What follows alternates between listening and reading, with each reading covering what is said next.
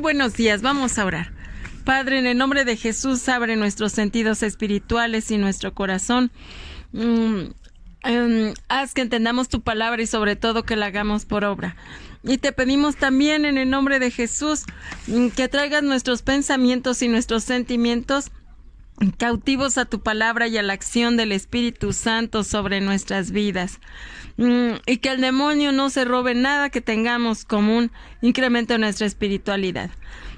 Señor, bendícenos dejándonos participar como la gente que vas a tener en el milenio. Llámanos con un nombre nuevo, que haya transformación suficiente en nosotros. Ayúdanos a no descansar hasta que se restablezca tu reino. Que jamás se dé el grano de nuestra comida a los enemigos y que logremos pasar por las puertas de justicia. Te lo pedimos por Jesucristo nuestro Señor. Amén.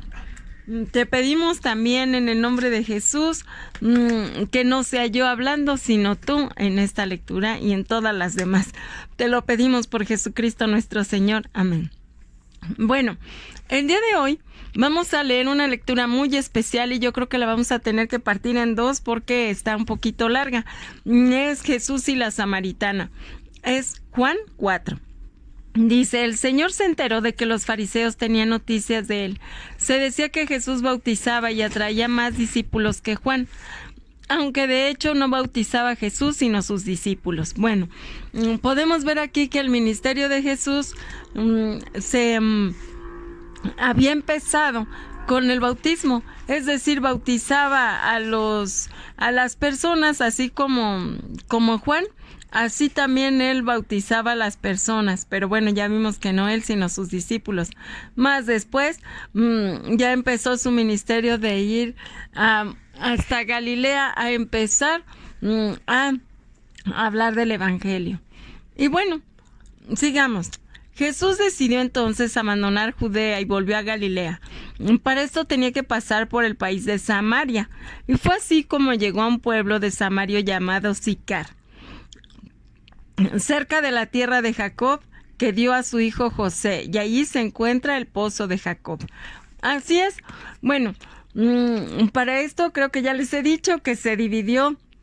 Después de Salomón vino su hijo Roboam y allí se dividió el reino en dos, los del norte y los del sur. Arriba 10 tribus, abajo solo 2.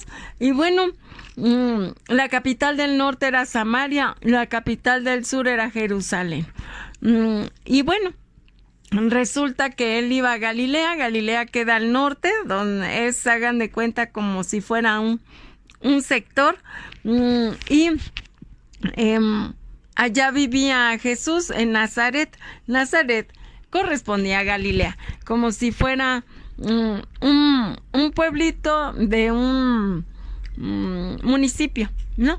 Bueno, entonces resulta que pues así pasaba por allí, por ese pueblo de Sicar que estaba cerca de Samaria.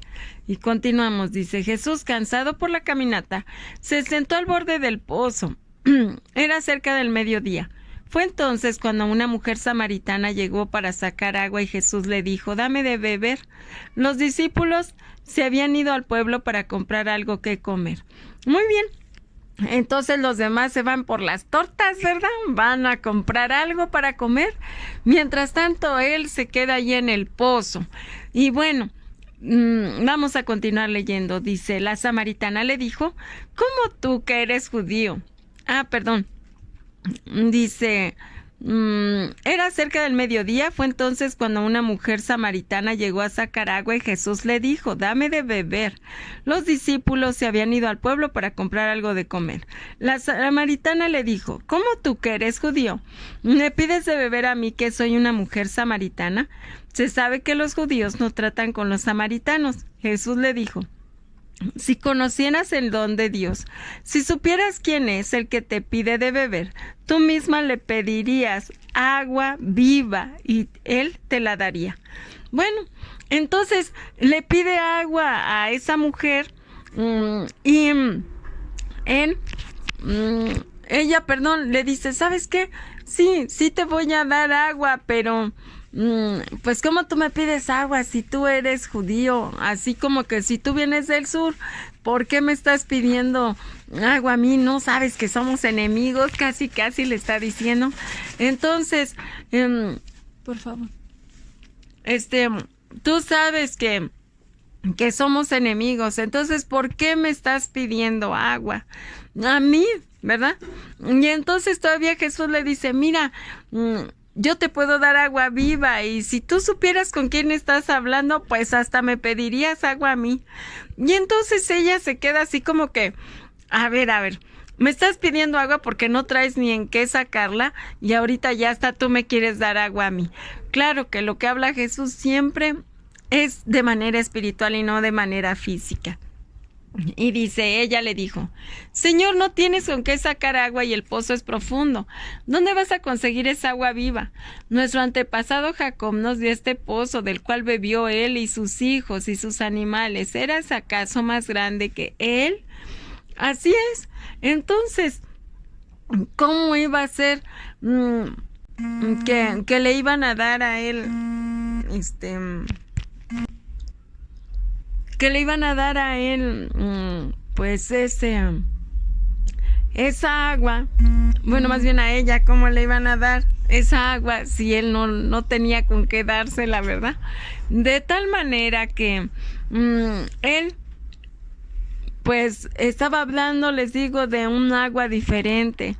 De ella hablaba del agua física, del agua con que se lava uno el cuerpo, la ropa, los trastes. Y el Señor Jesús estaba hablando del agua de vida de su palabra. Entonces, qué diferente, ¿verdad? Ella hablando acerca de una cosa y él hablando de otra. Y ¿saben? Así normalmente nos pasa a nosotros. No estamos en la sintonía de Dios. Y tenemos que ponernos en la sintonía de Dios. ¿Por qué? Porque es importante. Si no entendemos todo lo que Él quiere decirnos. Y nada más lo leemos literal, como si eso fuera y ya, bueno. Hay unas instrucciones literales, pero otras que se entienden, y sobre todo aquí con Juan. El evangelio de Juan es un evangelio muy, pero muy, pues diferente en el sentido de que es muy espiritual, Juan. Entonces es necesario poner mucha atención en lo que estamos diciendo, y esto es muy espiritual. Bueno, entonces dice Jesús, el que beba de esa agua volverá a tener sed, pero el que beba del agua que yo le daré nunca volverá a tener sed. El agua que yo le daré se convertirá en él en un chorro que salta hasta la vida eterna. Así es, estamos viendo que esa agua, pues era el agua de su palabra, ¿verdad? Entonces era un agua a la cual nos va a saciar para siempre, y qué necesario es tomar de esa agua, el agua de su presencia, el agua de su palabra, para estar totalmente en sintonía con él. Y dice aquí, la mujer le dijo, Señor, dame de esa agua, y así ya no sufriré la sed, ni tendré que volver aquí a sacar agua. Jesús le dijo, vete, llama a tu marido y vuelve acá. La mujer contestó, no tengo marido. Jesús le dijo, has dicho bien, no tienes marido, pues has tenido 5 maridos y el que tienes ahora no es tu marido. En eso has dicho la verdad. Bueno, ella le pedía de esa agua porque dijo, bueno, si realmente tiene de esa agua de vida, pues que me dé, y así ya no tendré que venir más a este pozo. Pero no, les digo que estaba hablando de algo diferente, del agua viva de su palabra. Entonces cuando le dice, bueno, mira, llama a tu marido, y para esto cuando le dice, mira, es que no tengo marido, y le dicen, es que has tenido 5 y el que tienes ahora tampoco es su marido. Wow, ella cede y dice, wow, tú eres un profeta, ¿verdad? Tú has sabido todo de mi vida. Sí, miren, ¿cuántos nos encontramos como esa mujer? Buscando el amor porque tenemos vacíos muy grandes en nuestro corazón. Y Jesús va a llenar ese vacío del corazón. Allí era el 7º hombre en su vida, pero claro que no iba a tener nada que ver en lo sexual, sino tenía que ver en aquellos vacíos que ella había tenido quizás desde niña. Entonces, si tú tienes vacíos así, el único que te puede complementar, el único que te puede llenar, el único que te puede restaurar y sanar es el Señor Jesús. Vamos a orar. Padre, en el nombre de Jesús te damos gracias porque eres bueno y fiel y tu amor perdura para siempre. Gracias porque tú nos das esa agua viva y tu presencia trae gozo, paz, sanidad, consuelo, vida, renovación. Así es que, Señor, te entregamos nuestras vidas a efecto de que tú puedas renovarnos, transformarnos, llenarnos. Te lo pedimos, Señor, en el nombre que está sobre todo nombre y es el de Cristo nuestro Señor. Amén.